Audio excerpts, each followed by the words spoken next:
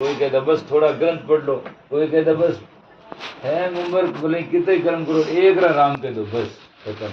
जना પછી હિન્દુન કોણ કરી वो तो अगला बिलास में एक रा कह दी बस खत्म हो गया। लोगों ने सस्ता नुस्खा बनाकर दिग्भ्रमित कर दिया।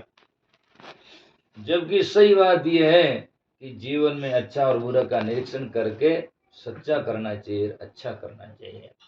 बाकी समय निकाल कर राम राम कहो, साहिब साहिब कहो, ओम हरि कहो, गुरु जी ने मंत्र दिया वो रटो, और समय निकाल कर, और यदि आप बैठ कर नहीं कर सकते हैं यदा कदा, तो आप उठते बैठते चालते फिरते गाड़ी चलाते बैठते करते ही रहो, उसमें क्या है। मैं भी कभी कभार जब ज़्यादा जल्दबाजी होती है तो गाड़ी चलाता रहता हूँ, पाठ करता ही रहता हूँ। तो हमारी लगन वहाँ होनी चाहिए। अब गाड़ी तो हाथ पांव चलाते हैं, मन तो कोई चलाता नहीं। मन से आप कल्याण की बात करो, कल्याण का सोचो समझो, सत्संग करो, है ना।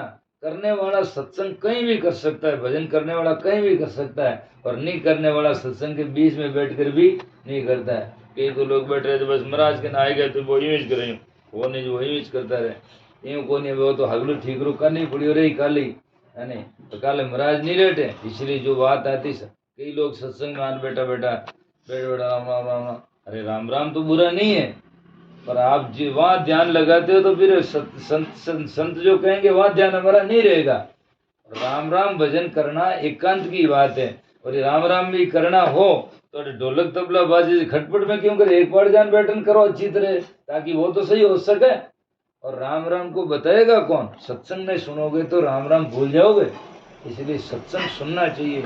जब मान लो राम राम साहिब ओम हरि जो भी करना है वो तो आप कल भी बैठ कर सकोगे एकांत में बैठ करके। अब कल ये सत्संग सुनने की बात कहो तो कहाँ सुनेंगे, तो सामरा टिकट है फिर महाराज नहीं तो निकट है बात करी। इसीलिए क्या होगा, तो सत्संग का समय होता। और कबीर साहब ने वाणी में कहा भी सत्संग की जितनी महत्ता है उतनी किसी की नहीं महत्ता है। कबीर साहब यूं कहते हैं कि सत्संगत की एक पल और सुमरण वर्ष 50 वर्ष सुमरण करो, सत्संग एक पल सुनो। क्योंकि 50 वर्ष सुमरण करने से ज्ञान नहीं होता है, वो उसमें लगन लगाओ और उद्देश्य समझ में नहीं आता है। और सत्संग एक पल भी सही से कर देता तो सत्संग कहते किसे हैं, परमात्मा है क्या, कैसे पाया जाएगा, और जाकर उसकी विधि क्या है समझ में आएगा, ज्ञान आ जाएगा।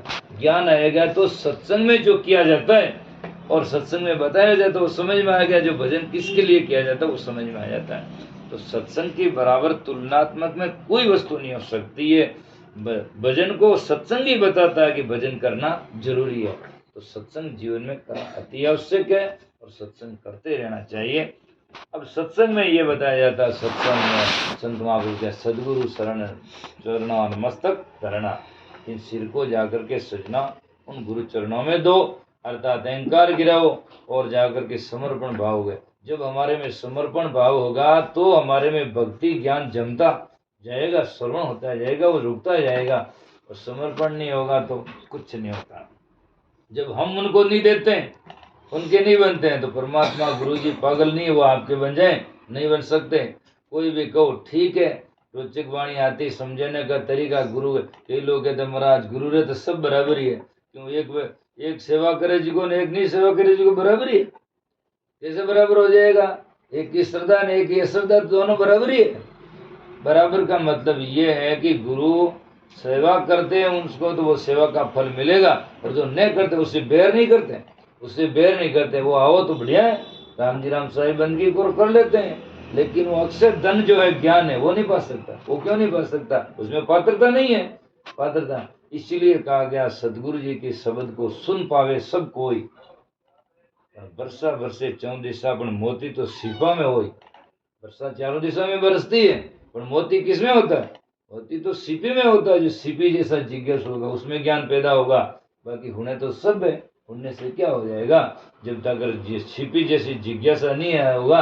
इसीलिए धर्मदास साहब ने पद में लिखा, जैसे सीप स्वाति की आशा ऐसे तुम भी ना मरे प्यासा। कबीर सीप समुद्र की रटे प्यास प्यास, सकल बूंद को ना गिने एक स्वाति बूंद की आस। दूसरी बूंद नहीं चाहती है, वो स्वाति बूंद है। आज हमारे गुरुमुख की और वाणी का ये टकसाल है कि गुरुमुख के बिना कोई वाणी अच्छी लगती नहीं, और लग जाए हमारे क्या वाणियों से वेर विरोध थोड़ी है, पर जिस वाणी में सार न हो अर्थात जिस कुकस में डूरा में जाकर कण में हो तो उसको कूटने से फायदा क्या होगा? कूटना उसी को चाहिए जिस कुकस में दाना हो, तो दाना हो तो कूटना चाहिए। और हैंग रात कूटे सुबह खाली उठे तो ऐसे कूटने से क्या फायदा हुआ? तो भजन वो होता है जिसमें सार होना चाहिए, हमारे जीवन कल्याण का काम बात समझे ही जाए तब तो ठीक बात है, नहीं तो गाओ नोट जाओ बस क्या है, कोई फायदा नहीं होता। तो इसीलिए सदगुरु चरणा मस्तक धरना और क्या करना? अभी मैंने कहा कि भाई सत्संग करो राम, तो कह सदगुरु चरणा मस्तक धरना, फिर सदगुरु कहते क्या भाई भजन करो राम राम करना। राम राम के दुस्तर तीरना, दुस्तर कहते कठिन मुश्किल, इस संसार से तरना मुश्किल है, और भजन करोगे तो सहज में उनसे तरते जाओगे। हरिराम दास जी महाराज धाम सुनई संप्रदाचार्य हुए, वो कहते हैं जे कोई चाहो मुक्ति को तो सुमरी जो राम, हरिया गेले चालते जैसे आवे गांव। गेले चालते चालते रास्ते चलते गांव नजदीक आ जाता है, गांव नजदीक आता है कि हम जाते हैं, पर लोग कहते हैं गांव नजदीक आ गया। गांव क्या नजदीक, गांव तो वही रहता है, पर हम गेले चलते चलते जाते तो हम उनके नजदीक चले जाते हैं। तो मुक्ति का गांव तो जहाँ का तही है, पर हम जाकर के भजन करते करते हम मुक्ति के गांव के नजदीक पहुंच जाएंगे। तो कहेंगे गांव आ गया, गांव नहीं आएगा हम आ गए। गांव तो वहीं का वहीं है, गांव न तो कोई गया है न कोई आता है। तो मुक्ति कोई न तो दूर गई है न कोई आती है। मुक्ति को हम जाकर के समझेंगे तो पास में ही है, और विवेक से करेंगे तो हम मुक्ति के गांव की तरफ में पहुंच जाएंगे। पर नहीं तो सोचना मुक्ति क्या है, बस जिंदगी भर के कहते मुक्ति मुक्ति, बस खाओ नुक्ति, अपन खाने पीने की जुगती आओ न जाओ खाओ बस। बहुत सारे लोग तो आने खाने में बस रहते, इसी में लगे रहते हैं बस। सत्संग क्या करता है? कल तो सत्संग करता था, सुबह उठे कोर्ट कचहरी में, रात में सत्संग, सुबह लटबाज, बस ये क्या हो गया? सत्संग को जीवन में चरितार्थ करो, उठने से बैठने से चालने से बोलने से घर में घुसने से लोगों को एक एहसास होना चाहिए। घर में घुसते ही लोगों को एहसास होना चाहिए कि कोई सत्संगी का घर है।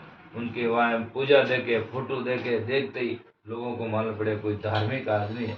उठी जा हीरो ने फोटो लगाड़ कोई लट बन कोई के तो देख लियो, क्योंकि घर में जो वस्तु है ना सब जो लटकाई हुई है भरी हुई है धरी हुई है वो सब हार्दिक आदमी के हृदय का प्रूफ है। वो क्या चाहता है? आज बाजा ढोलक पड़े तो कोई उधर जरूरत नहीं, वो क्यों रखेंगे? शिकारी भाई जो बाजे ढोलक राखी तलवार धारिया राखी, तो मरने के बाद में भी जिंदगी के अंदर में भी जिसके घर में ये वस्तु होगी तो उसका प्रूफ होता, देखते ही आदमी समझ जाता आदमी का विचार कैसा है। आदमी के औरतों के कपड़े देखकर आदमी उसकी चरित्र का मूल्यांकन कर सकते हैं कि ये आदमी कैसा है, औरत कैसी है। उसके कपड़े देखे तो भड़कीला है तो इसका मतलब इसका स्वभाव भड़कीला है। सादा होगा तो बिल्कुल उनका सादा जीवन, पहनना बैठना उठना खाना पीना ये सब सादा होगा। तो आदमी के भीतर के जो भावना होती है वो सब हमारे वस्तुओं से चरितार्थ होती है। आज आदमी जाकर के सजनों खाना पीना साफ सुथरा है तो उसका जाकर के भोजन देखते ही लोगों को मालूम पड़ जाएगा कि आदमी कैसा है। यदि घर में बनाने वाला बनाएगा तो सात्विक बनाएगा, वो बनाएगा, और जाकर के सजना तरह भड़कीले बनाएंगे तो लोगों को मालूम जो या ज़्यादा खुद ही चटोर इसलिए ऐसा बनाता है ना, और सादा होगा तो सादा बनाएगा, क्या ज़्यादा उसमें ज़्यादा में पेट भरना तो है आखिर, तो और क्या करना है। तो इसीलिए सब बातें हर घर की वस्तुएं हैं, मकान है, वो है सब आदमी का उनका प्रूफ है। जैसे दुकान के बाहर लटके हुए वस्तुएं दुकान के अंदर का प्रूफ है कि दुकान में क्या भरा हुआ है। कपड़े हैं तो अंदर कपड़ा भरा हुआ है, बाहर लटकाई हुई यदि दूसरी वस्तुएं तो मालूम है कि दुकान में ये भरी हुई है, आपका प्रूफ होता है। इससे आदमी के में अंतःकरण में क्या है वो उसका सब प्रूफ होता है। तो बोलने से और आदमी बोलता है तो आदमी को प्रूफ है कि अंदर में क्या भरा हुआ है। बोलेगा साहेब बन गए तो बोलते ही मालूम पड़ जाए वही कोई कबीरपंथी है।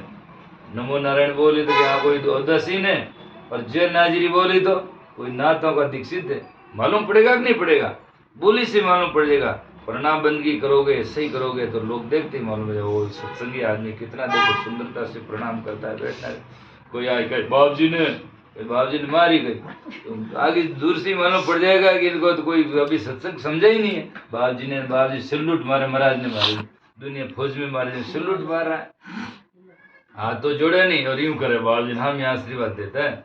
ऐसे ऐसे लोग हैं। तो ये सब बातें सत्संगी की पहचान होती है। तो बोली से, उनके विचारों से, उनके खाना से, उनके पहनना ओढ़ावा, सबसे आदमी का भीतर का मालूम पड़ता है कि आदमी कैसा है। तो इस बात का मुझे कहना इसलिए पड़ रहा है कि हम सत्संगी हैं तो हमारे घर से, देखने से, उठने से, बोलने से, चलने से, हर जगह में हमारा गुरु और ज्ञान चरितार्थ होना चाहिए। जब हम समझे कि हम गुरुमुखी है, बस सत्संग करे देना, जय गुरुदेव करे, और बाकी दूसरो काम करे देना, ये बाप जी हमारे फलाना बाप जी ने, फलाना बाप जी ने, बाप जी नहीं, मतलब रह के बस उसके बाप जी 10-15 है क्या, है ना। जब हर जगह में आदमी जा करके गुरुमुखी की पहचान होनी चाहिए, तब जा करके जब बोलो तब बोलो कबीर, जो भी काम करो तो उस टाइम में गुरु ज्ञान ध्यान सब साथ में रहना चाहिए, तो हमारा निर्णय होता है। तो सदगुरु चरणा मस्तक धरना, राम राम के दुस्तर तिरना, भवसागर दुस्तर से तिरने का साधन, भवसागर से पार तरण की नाम को जहाज बनाई, अरे हलवा हलवा पार उतरिया डूबे मान बढ़ाई। इस भवसागर से तिरने के लिए नाम जहाज है, और दूसरी तरफ देखे तो प्रत्यक्ष में महाराज है। महाराज के पास में जाएंगे, सत्संग सुन पाएंगे, ज्ञान सुन पाएंगे, तो सजना हमारा भवसागर से तरना सहज होगा, नहीं तो सजना कुछ भी नहीं सकता है। तो 8 सिद्धि 9 निधि सहजा आवे, लोग तो 8 सिद्धि रे बातें 9 निधि रे वास्ते है कटे किन्ने मिली, ये भी किसी के पास में प्रूफ नहीं है। देखा देखी आगे के 8 सिद्धि प्राप्त करी थी, क्या रावण के पास में 8 सिद्धि 9 निधि, तो जन हमारे उल्टे में किड ईद की 8 सिद्धि 9 निधि, है ना, वो कहाँ गई। वास्तुकला का जानकार था, फलाना था, अमुक था, तो जब मृत्यु हुई वो सिद्धियां कहाँ गई। मारवाड़ में क्या बाबूजी मूड मंत्र पाओ होठ अलग दे दो, जब कर्म मत नहीं होता तो कुछ नहीं। तो वैसे देखा देखी लोगों में बातें हुई है, और उसके लिए आदमी कितना प्रपंच करता है, कई शमशाना में जाते हैं, कोई क्या साधना करते हैं, कोई क्या करते हैं, एक के पास में कोई गारंटी नहीं। भारत में सजना चंद्रा स्वामी जैसा एक आदमी था, जिस टाइम में ज्ञानी जेल सिंह राष्ट्रपति थे, उस टाइम में वो चंद्रा स्वामी इतना तांत्रिक आदमी माना जाता था, उसके सामने राष्ट्रपति प्रधानमंत्री झुकते थे। और जिस टाइम में गलतियां हुई और जब जो उन्होंने कारावास में और ले गए, तो कोई मंत्र तंत्र काम नहीं है, कुछ भी, कोई एक भी सिद्धियां काम नहीं। कहाँ सिद्धियां है, कोई वास्तव में होती तो काम आती ना। हमेशा कहीं घर में गन मशीन पड़ी, गन मशीन पड़ी है, लड़ी वेदना तो की हाथ में ही कोई पड़ी वेदना लिया मैंने तोड़, लेकिन ऐसा होता नहीं है। तो ये सब बातें चमत्कार की बातें लोगों में बेखा हुआ है।